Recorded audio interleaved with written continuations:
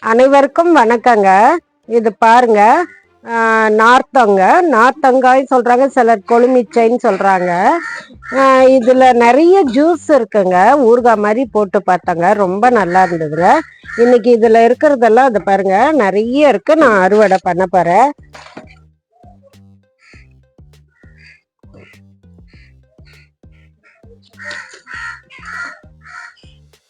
இங்க பாருங்க, நல்லா இருக்குங்க. இது வாசனை கூட ரொம்ப நல்லா இருக்குங்க.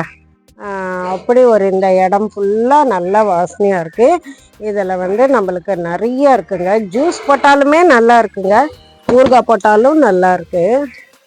நான் இப்போ பறிச்சுட்டு உங்களுக்கு மொத்தமாக காட்டுறேங்க. இதில் விட்டமின்ஸ் நிறைய இருக்குங்க. விட்டமின் சி வந்து ரொம்ப நிறையா இருக்குங்க.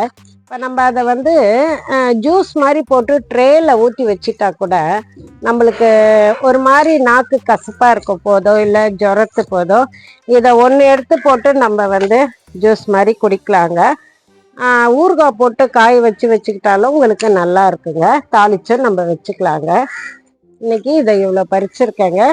இனி நம்மளுக்கு தொடர்ந்து காய் வந்துட்டே தாங்க இருக்குது. தேவைப்படும் போது நம்ம எல்லாத்தையும் பறிச்சுக்கலாங்க. இது பாருங்க, இவ்வளோ காய் பறிச்சிருக்கேன்.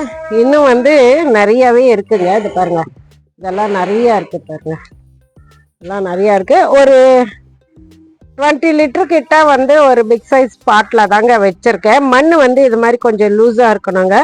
மாட்டு எரு, மண்புழு உரமெல்லாம் கலந்து வையுங்க. தொடர்ந்து வந்து பூக்கள் வந்து காய் நிறைய வந்து பிஞ்சு போயிடுத்து, காய் நிறைய வருதுங்க. அனைவருக்கும் மிக்க நன்றிங்க.